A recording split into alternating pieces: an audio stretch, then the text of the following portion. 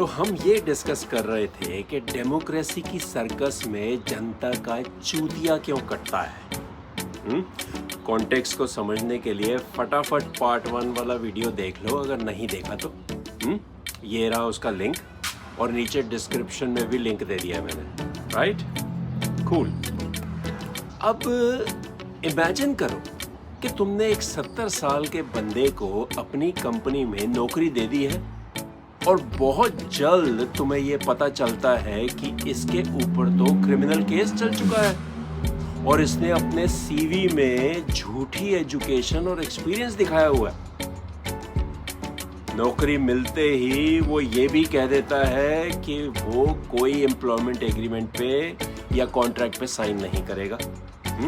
और उसने एक बात बिल्कुल क्लियर कर दी है कि खबरदार जो उससे कोई सवाल पूछा तो तनख्वाह बिना किसी टैक्स कट के लेगा और कंपनी का पैसा कहां से आएगा, कितना आएगा और किधर जाएगा, तुम्हें इसका कोई हिसाब नहीं बताया जाएगा। तुम्हारी कंपनी का कोई भी हिस्सा तुमसे बिना पूछे या बताए जरूरत अनुसार किसी को भी दिया या बेच दिया जाएगा। बात बात पर झूठ बोलेगा।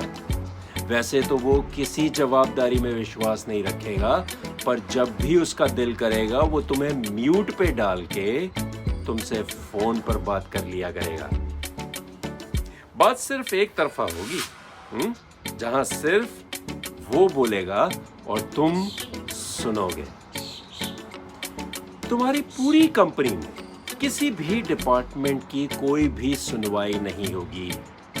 सबको वही करना पड़ेगा जो ये कहेगा। जो नहीं मानेगा तो उसकी या तो लिंचिंग करवा दी जाएगी या उस पर फालतू के केस लगाकर उसे जेल में डाल दिया जाएगा। किसी भी किस्म की डिसेंट को टॉलरेट नहीं किया जाएगा। माइनॉरिटी और छोटी जाति के लोगों को धीरे धीरे कंपनी से बाहर कर दिया जाएगा। सबकी बाकायदा कंडीशनिंग की जाएगी और लोगों को इस बात का विश्वास दिलाया जाएगा कि कामकाज से ज्यादा जरूरी है राम राज। और इस सदी की सबसे बड़ी विपदा हम पर टूट पड़ी है क्योंकि आज हमारा धर्म खतरे में है। तो तुम कंपनी के मालिक हो, तो मेरा क्वेश्चन तुमसे ये है कि क्या तुम इसको अपनी कंपनी में रखोगे? भाई मान लिया कि 2014 में वो ये कहकर आ गया था कि जनता बदलाव चाहती है। हम सब भी एक परिवार से बहुत परेशान थे और हमें भी लगा कि बदलाव ठीक ही होगा। अच्छा, 2019 में लोगों को पता चल गया था कि ये सिर्फ बातों और वादों का व्यापारी है, पर और कोई ऑप्शन ना होने के कारण इसको फिर से चुन लिया गया। 2024 में भी यही आएगा क्योंकि बहुत जबरदस्त कंडीशनिंग हो चुकी है जनता की, और जनता की कंडीशनिंग हो जाएगी तब तक। सारे यंत्र और पूरा तंत्र इसके हाथों में है और इसके इशारों पर नाचता है। बिल्कुल भी सरप्राइज मत हो जाना अगर 2024 के बाद इंडिया में चुनाव ही खत्म हो जाए तो। और एक तानाशाही के खिलाफ आवाज उठाने के जुर्म में हम जैसे छुटभइये यूट्यूबर भी जेल में बंद मिलेंगे। पर एक बात तो है, ना चाहते हुए भी एक बात की तारीफ तो करनी पड़ेगी। भाई आज की इस बनावटी डेमोक्रेसी में पॉलिटिक्स की गेम इसकी पार्टी से अच्छी कोई और नहीं खेल सकता। बैक एंड पर क्या जबरदस्त एनालिस्ट और स्ट्रैटेजिस्ट बैठे हुए हैं। इलेक्शन आते ही इनकी पूरी मशीन चालू हो जाती है और मुश्किल से मुश्किल सिचुएशन में भी पॉजिटिव रिजल्ट निकाल लाते हैं। साम दाम दंड भेद यानी कि persuade, purchase, punish and exploiting the weakness, इसकी नीति को अडॉप्ट करके बाय हुक और बाय क्रुक वो सब निकाल लाते हैं जो इन्हें चाहिए होता है।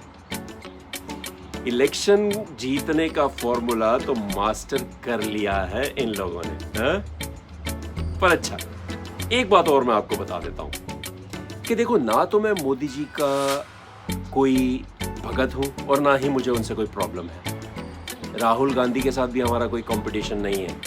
ये वीडियो मैं इसलिए नहीं बना रहा हूं क्योंकि मुझे कोई लीडर बनना है या इलेक्शन में खड़ा होना है?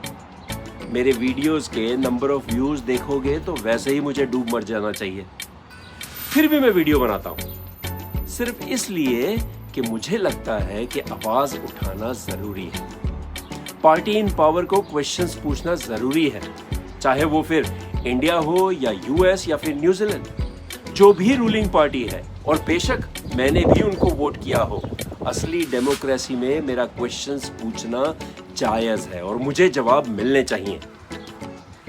पार्टी भक्ति या व्यक्ति विशेष की भक्ति सिर्फ हमें और हमारी आगे आने वाली जनरेशन्स के लिए प्रॉब्लम्स ही पैदा करेंगी। हर एक ऑपोजिशन वाली पार्टी ये बोल के पावर में आती है कि जनता को बदलाव चाहिए, और पावर में आते ही सब साले अपना नंगा नाच शुरू कर देते हैं। इंडिया के माहौल में थोड़ा ज़्यादा ही नंगापन पॉसिबल हो जाता है क्योंकि सिस्टम्स और प्रोसेसेस को बड़ी आसानी से किसी के लिए भी या किसी के भी फेवर में बेंड किया जा सकता है।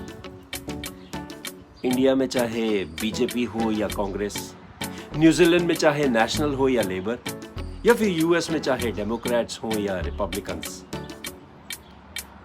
तुम्हारी वोट दी हुई पार्टी चाहे पावर में हो चाहे ऑपोजिशन में, तुम सिर्फ सवाल पूछो।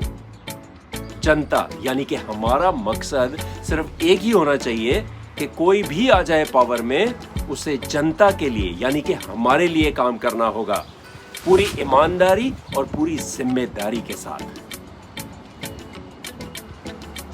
अब अगले और लास्ट पार्ट में मैं ये बताऊंगा कि हमें यानी कि जनता को क्या करना चाहिए कि हमारा चूतिया ना कटे। Keep watching.